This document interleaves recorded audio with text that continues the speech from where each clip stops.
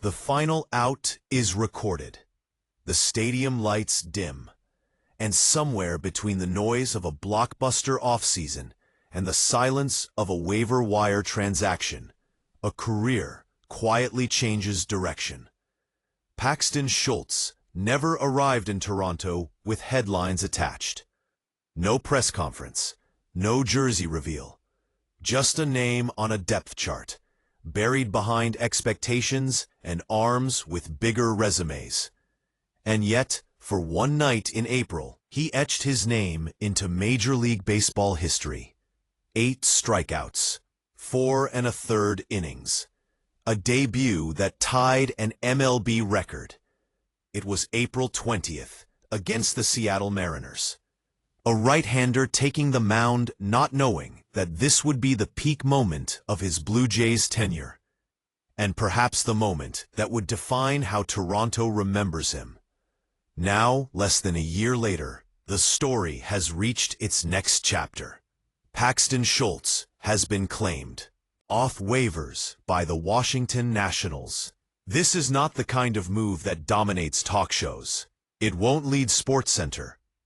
But it tells a deeper story about roster math, organizational direction, and the brutal reality of modern baseball. Because in today's Blue Jays ecosystem, there simply wasn't room. Toronto's offseason was not subtle. It was aggressive, calculated, and unapologetically top-heavy. Shane Bieber picked up his player option. Dylan Cease arrived with ace expectations. Cody Ponce was added as a reliable multi-inning option. Suddenly, the rotation was fortified, the bullpen crowded, and the margin for depth arms, the kind that live between AAA and the majors, became razor-thin. Schultz, 28 years old, found himself on the wrong side of that equation. His 2025 numbers were respectable, if not eye-catching. 13 appearances, 2 opener starts, a 4.38 ERA across 24.2 innings, a 1.42 whip, 28 strikeouts, 8 walks. Not dominant, not disastrous. In Buffalo, he was steadier. A 3.31 ERA, a 1.10 whip, 46 strikeouts in 49 innings. This was a pitcher doing exactly what organizations ask of depth arms. Be ready, be flexible, be invisible until needed.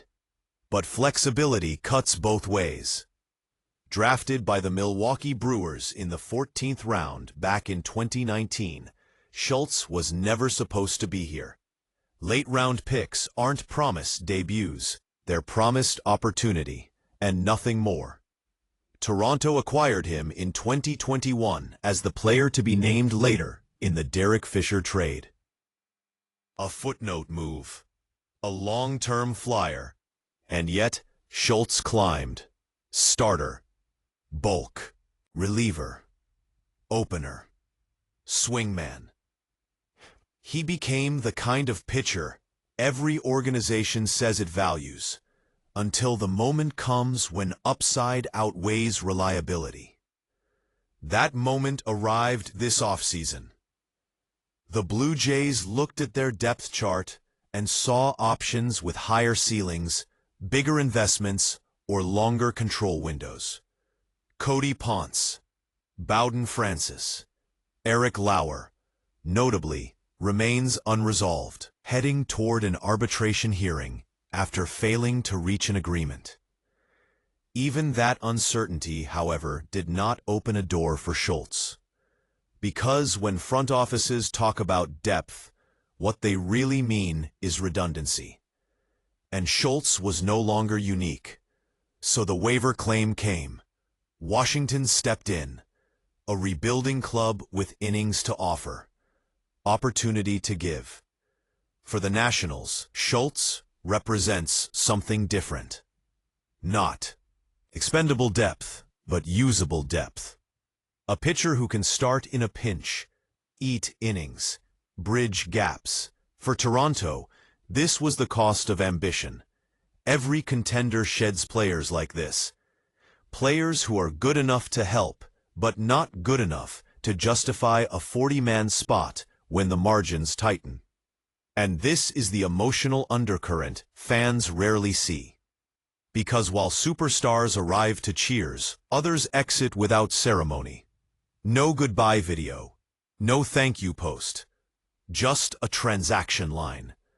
But if you listen closely, these moves tell you exactly where a franchise believes it's headed. Toronto is not building for safety anymore.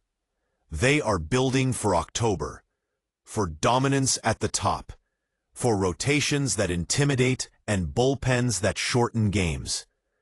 There is no room for maybe. Paxton Schultz was a maybe. A valuable one. A respectable one.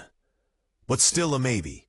Now, his story continues elsewhere. And for the Blue Jays, it's a reminder that progress often comes with quiet casualties. Players who did nothing wrong, yet still become expendable in the chase for something greater. Baseball, at its core, is unforgiving that way.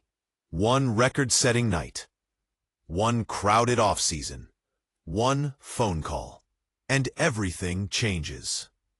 Was this the right move? Or will Schultz carve out a role that Toronto someday wishes it still had? That answer won't come today, but it will come. And when it does, fans will remember the name that once struck out 8 in a debut and slipped away without a sound. What do you think?